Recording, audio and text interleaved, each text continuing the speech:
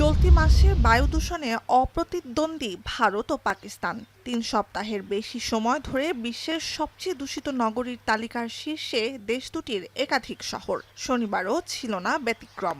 इतने परेशान है ये आंखों में जाने किसी ने मिर्च डाल दी, ऐसे करके मिर्च लगती है आंखों में, आगे मिचती है, पानी चलता है आंखों में से। চলতি মাসে ভারতের রাজধানী দিল্লি এবং পাকিস্তানের দ্বিতীয় বৃহৎ শহর লাহোরে বায়ুমান সূচক ২০০০ পার হয়েছিল, যেখানে মানব স্বাস্থ্যের জন্য নিরাপদ সীমা সর্বোচ্চ ৩০০। বিষাক্ত বাতাস আর ধোঁয়াশার পুরো আস্তরে ঢেকে গিয়েছিল বিস্তীর্ণ অঞ্চল। বাতাসে ধাতব কণা PM2.5 এর পরিমাণ বেড়ে দাঁড়িয়েছিল মানব দেহে সহনসীমার ১৫০ থেকে ২০০ গুণে।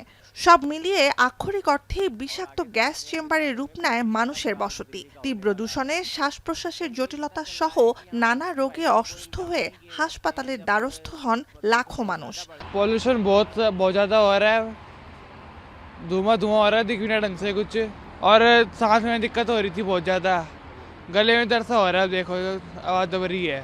দূষণ সারা বছর হলেও প্রতি শীতে ঘন কুয়াশা, কম তাপমাত্রা, বাতাস ভারী হওয়া ইত্যাদি কারণে তীব্র ধোঁয়াশায় ঢেকে যায় দুই দেশের বড় অংশ। যানবাহন ও কলকারখানার কার্বন নিঃসরণের পাশাপাশি ফসল উত্তোলন শেষে এ সময়ে খেতে আগাছা পোড়ানো ধোঁয়াকেও দূষণের বড় কারণ হিসেবে দায়ী করা হয়। The main contributor for this period is agriculture residue burning and vehicular emission. This agriculture residue burning is really it's an episodic thing, because after harvesting the farmers try to clean up their farms very fast, and they find out the very easy way to burn it. প্রতিবেশী দুই দেশেই সমস্যা এক। দূষিত বাতাসের সবচেয়ে বিপাকে সীমান্তবর্তী পাঞ্জাব প্রদেশ। ভারতের রুটির ঝুড়ি খ্যাত পাঞ্জাব ও হরিয়ানা প্রদেশে ধানের মৌসুম শেষে গমের বীজ বপনের জন্য ক্ষেত প্রস্তুত করতে ২০ থেকে ২৫ দিন চলে আগাছা পোড়ানোর কাজ। তবে এবছর দূষণের ভয়াবহতায় গম রোপণে পরিবেশ বান্ধব পথ অবলম্বন করছেন পাঞ্জাবের অনেক কৃষক। इधर तो कल्टीवेट होके हुआ, ये मल्चिंग विधि है। इससे बीज को पानी लगाना पड़ता है, ऊपर से जो पराली है वो उसको हीट दे देगा। जब पराली का हीट आएगा तो बीज जर्मिनेट हो जाएगा और इसका खाद बनेगा। কৃষকদের এ কাজে সাহায্য করছে একটি বেসরকারি সাহায্য সংস্থা।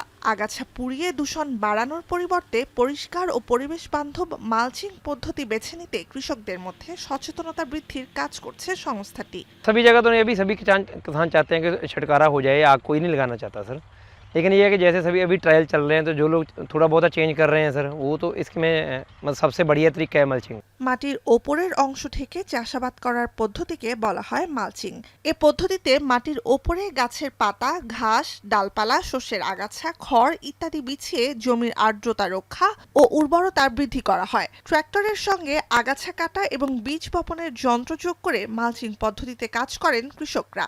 जो मल्चिंग वाला तरीका है उसकी बिजाई की अगर बात करें, मानो एक आदमी 2 एकड़ कर रहा था, वो 25 एकड़ तक चला गया है। एक गांव में 2 किसान इससे कर रहे थे, तो वहां पर अभी 20 किसान खड़े हुए हैं कि हमारा बिजाई कर दो, हमारा कर दो, लेकिन मशीन की अवेलेबिलिटी अभी इतनी नहीं है। খেতে আগাছা না পুড়িয়ে পরিষ্কার ও পরিবেশ বান্ধব পদ্ধতি অবলম্বন ব্যয়বহুল। এতে সরকারের কাছ থেকে আর্থিক সহযোগিতা দরকার বলে মত কৃষকদের। নুজহাত কামাল, এখন বিশ্ব।